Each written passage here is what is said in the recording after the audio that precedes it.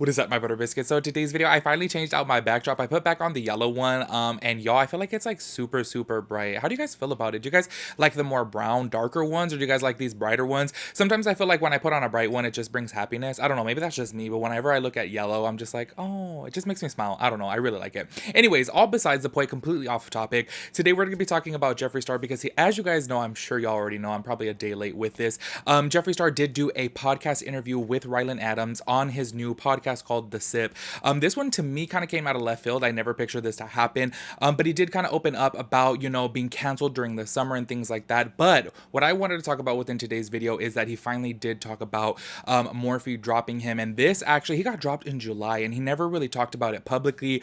He did make a statement on Jeffree Star Cosmetics Instagram page, but that was pretty much it. However, he did go a little bit more deep within this conversation with Rylan Adams, so I did want to talk about that within today's video because as you guys know, I was covering the whole Morphe situation when that happened, so I was like, oh wow, I'm just like very curious to you know about this, and I want to get your guys' thoughts and opinions on it as well. So if you guys are interested in that, go ahead and keep on watching. If y'all are new here, make sure you guys hit the subscribe button, turn on your post notifications so that way you'll get notified when I upload a new video. Make sure you guys give this video a big thumbs up. I would really appreciate that. By the way, I do have a giveaway going on right now of this Baby Yoda / Grogu palette. I'll go ahead and leave a card right up here so you guys can click on it and enter the giveaway. It will be closing on December 8th. So head on over to that video where I did a review / tutorial using this to go ahead and enter, and it is open worldwide. So don't worry if you guys are on another part of the world, you still can enter.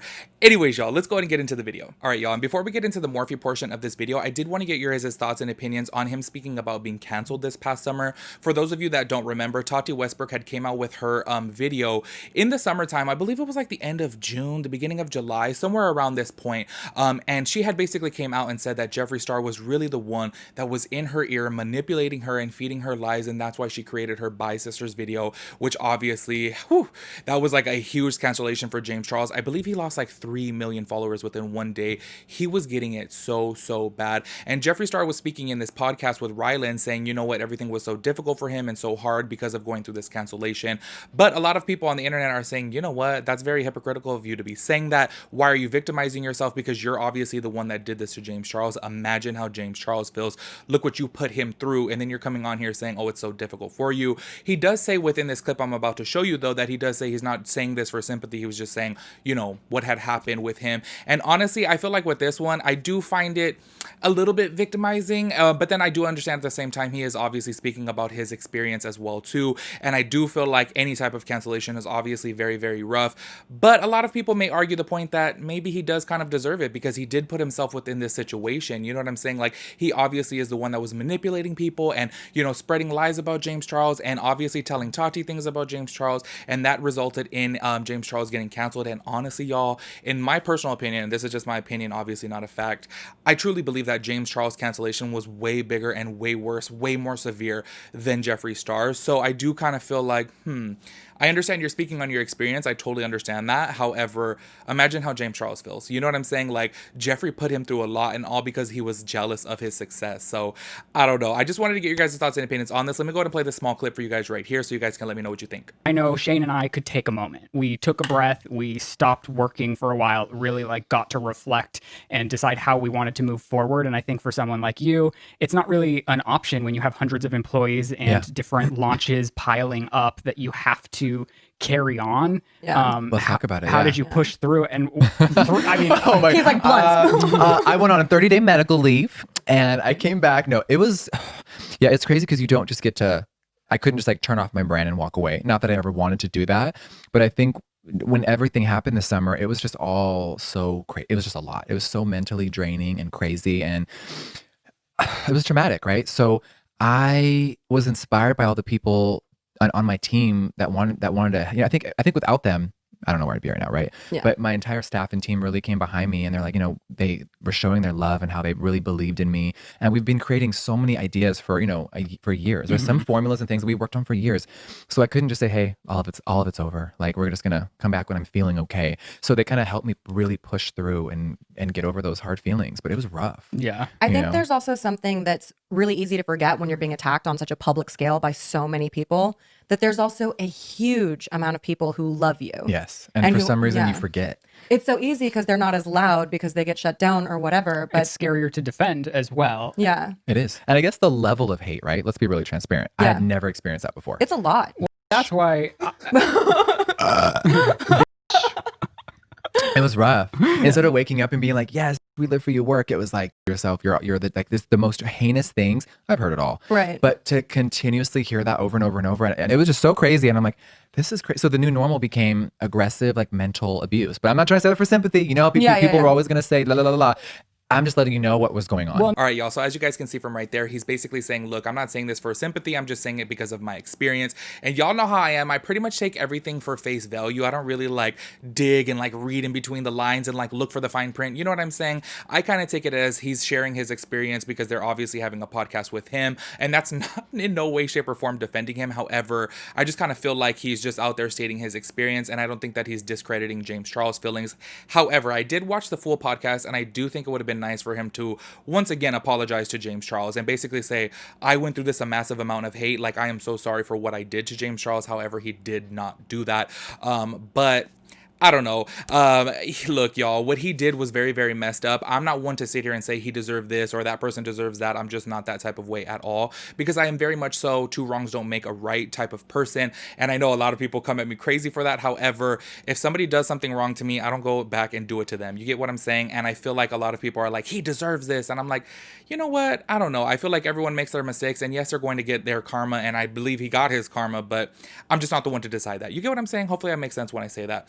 Anyways, let's go ahead and move on to the Morphe portion right here. Let me go ahead and pull this up because this is what I really wanted to talk about because this to me is an ongoing issue and this is the number one topic. I guess maybe because I did like create, you know, maybe like 4 videos about this. But look, not back-to-back videos, just within the past like 6 months, you know, and everyone always emails me and DMs me like, hey, just so you know, Morphe is still selling Jeffree Star cosmetics on their website. And I always see that because I did say within my very first video, after reading Morphe's initial tweet statement about this, I said, you know what, they do obviously have a lot of product within their warehouse and they need to sell it because you can't just throw away all this product. You know what I'm saying?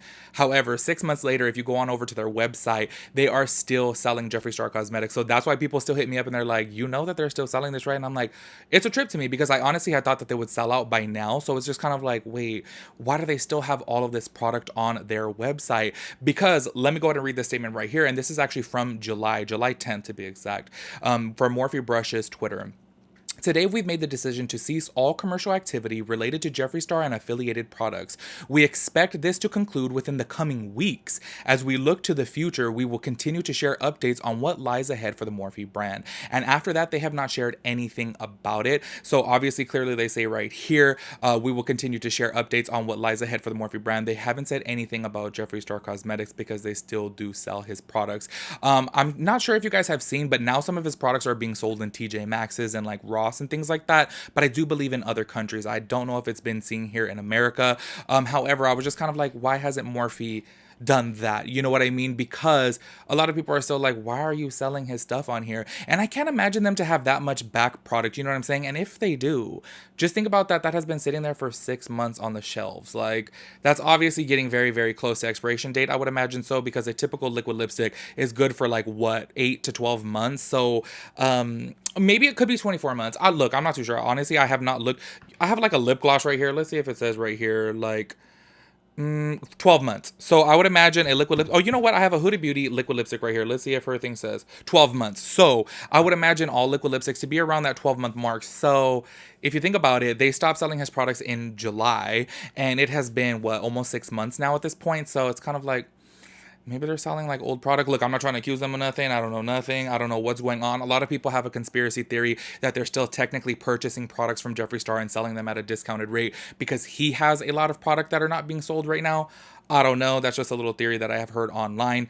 Anyways, I want to go ahead and move into what he had said actually back from his cosmetic brand to Morphe, because this is the only little bit that he spoke about it. He never went on a Snapchat rant stating, you know, Morphe is so shady, I can't believe them, nothing. This was the one and only statement from Jeffree Star Cosmetics. Hey Star family, we are shocked and extremely saddened by the decision of our former retail partner Morphe Brushes on parting ways with our brand and Jeffree. Over the past 5 years, we've accomplished amazing things together together and released iconic products. We are proud of everything we've accomplished with them. What's next? Question mark. We have an incredible remainder of 2020 planned and are excited to share our new products with you and our partners around the world. We know our customers will continue to create, inspire, and push the boundaries of our art. Love you all so much, Jeffree Star Cosmetics. So that's pretty much all that he has stated since that had happened. And now within this interview with Rylan Adams, he spoke out about it. So I'm going to go ahead and play a clip right here so you guys can hear it from his own mouth. Do you have any regrets with a specific collection that you've dropped?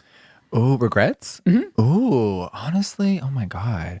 I maybe regrets where I maybe would have like added or changed one shade, or wish I maybe would have had a little more, but never really any regrets. Oh my God. I had a collaboration with a really big company. We signed a lot of NDAs. They were a massive corporation, and they actually did some really shady things as a company themselves this year. And I canceled the collab. I know everyone would expect a company to cancel on me. By Morphe. But I did not.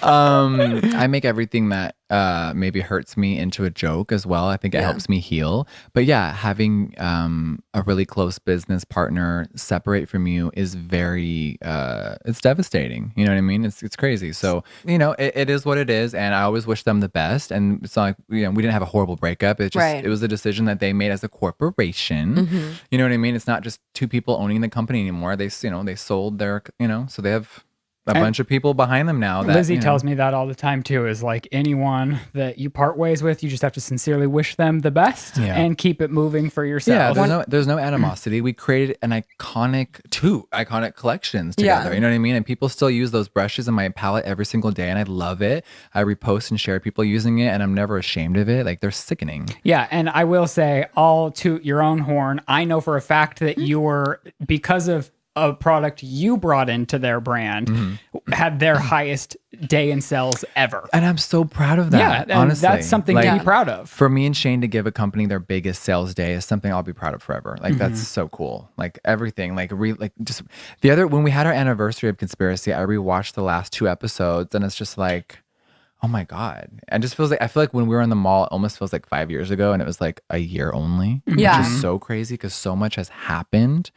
But yeah. All right, y'all. So as you guys can see from right there, I think he handled it kind of maturely. If you guys have been following Jeffree Star for a while, y'all know that he goes off on a tangent sometimes. And sometimes he just gets really, really crazy and just cusses people out and screams and gets really crazy. And honestly, when this conversation was being brought up by Rylan, I was really thinking that he was going to be that way. However, he handled it very maturely and said, hey, you know what? We parted ways. It was very devastating. It was very hard and sad. However, I wish them the best on their journey. And that's pretty much it. And I was actually really surprised by this, because I'm sure when Morphe broke the news, he was probably screaming and cussing and going crazy up in his house, because they're obviously his #1 buyer besides himself, obviously. And it's just a trip to me because if you guys did not know, I did like 2 videos about this. When he had came forward within a video and said that he is a investor within the brand, meaning that he owns a portion or stocks within the brand, I'm just kind of like, I wonder what the behind the scenes is like, and if they, you know, hit him up and talked to him beforehand, or if they just made this public without him knowing. I'm just really curious of these things. However, I don't think that I'll ever get the answers, because obviously it's very, very private. And I don't know. I really wonder about that.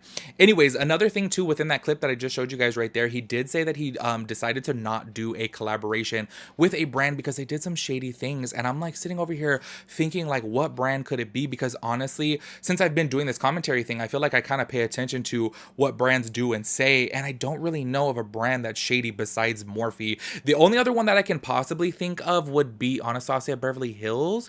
I don't know. I was just kind of like, maybe it's ABH. I'm really not too sure. However, to my knowledge, yes, they have done some shady things, and they've been a little bit to some influencers. Y'all know I've covered a story about them not wanting to pay a influencer for their work, but that's the only thing that I can think of. That's the only brand I can think of. Y'all know way more than I do. I feel like you guys like dig deep for things, and y'all be sending me emails and DMs, and I'm like, oh my gosh, I never would have known about that. So if you guys have any tea on that, let me know in the comment section. However, I do kind of think that it's Anastasia Beverly Hills, but I don't know. Y'all let me know. Anyways, you guys, let me know your thoughts and opinions on everything, and I'll catch you guys in my next video. Peace out, Girl Scout.